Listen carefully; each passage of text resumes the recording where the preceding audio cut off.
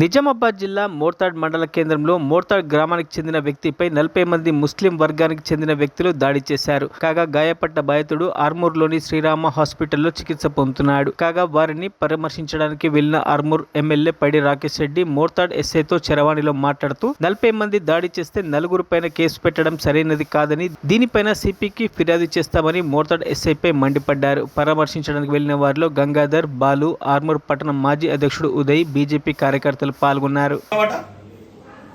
హిందువులను చెక్కగలని చేస్తావా? ఇలా మొత్తము వీడీసోళ్ళు విలేజ్ మరి బతకాలి కదా హిందువులు. రేపు నీకు యూనిఫామ్ నువ్వు కూడా ఉండాలి కదా, నువ్వు కూడా హిందువే కదా. నిన్ను కూడా దండి నీ మీద కూడా బుల్లెట్ ఎక్కించున్నావు అప్పుడు ఎట్లా? ఇప్పుడు ఇవ్వాలంటే మోర్తాడు ఇస్తాయి. రేపు ఆదిలాబాద్ పోతావు, ఆసిఫాబాద్ పోతావు, అప్పుడు బుల్లెట్ ఎక్కిస్తారు నీ మీద. ఎట్లా నీ మీద ఎక్కియారా? ఇవ్వాలంటే మోర్తాడు ఇస్తాయి, నీ మీద యూనిఫామ్ ఉంది. ఇక్కడ ఎక్కడిదక్కడ ఖండించకపోతే ఇక ఎక్కడ బతుకుతారండి హిందువులు? 80% ఉన్నప్పుడు ఈ సమస్యలు వస్తే ఉంటాయి. సమస్యలు ఏముంది? కొన్ని చిన్న చిన్నవి జరుగుతాయి సంఘటనలు. ఒకవేళ ఉన్నది అనుకుందాం, ఇంటర్నల్గా మీకు ఇన్వెస్టిగేషన్ ఏమైనా దొరికింది అనుకుందాం. ఏమైంది, ఏం పీకేజ్ ఏమైంది? చిన్న మనుషులు అన్నప్పుడు చిన్న చిన్న సంఘటనలు జరుగుతాయి. అంతమంది దారుణంగా 40 మంది ముస్లిమ్స్, ఒక హిందూ, ఒక ఉంటే పోలీస్ స్టేషన్లో కంప్లైంట్ ఇవ్వాలి. పోలీస్ స్టేషన్ లేదా మీ మొత్తంలో మీరు లేరా? ఇద్దరి మీద కంప్లైంట్ ఇవ్వాలి కదా ఎస్ఐ గారు. మీరు 307 పెడతారా, 302 పెడతారా, ఇంకేమైనా మన ఇండియాలో ఉన్న సెక్షన్లు అన్ని పెడతారా అని మనం చట్టం ఉంది కదా ఇక్కడ. అంటే హిందువులను కొడుతూనే ఉంటారు ఇక.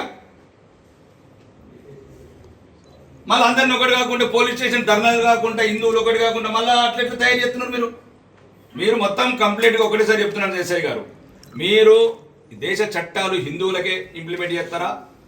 తెలంగాణలో లేకపోతే కాంగ్రెస్ ప్రభుత్వం ఓన్లీ హిందువులకి ఇంప్లిమెంట్ చేయమన్నదా? ఇది చెప్పండి. మాకు చెప్తే మాట్లాడతాను, డీజీతో మాట్లాడతాను, ముఖ్యమంత్రి గారితో మాట్లాడతాను. దారుణంగా ఒక్కరిని చూసి 40 మంది కొట్టడేందా ఇది?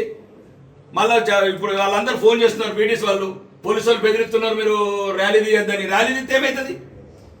అవును ఎస్ఐ గారు, ర్యాలీ తీస్తే ఏమవుతుంది? హిందువులకు మనోధైర్యము, స్థైర్యము, మేమందరం ఉన్నాం ఎంబటని.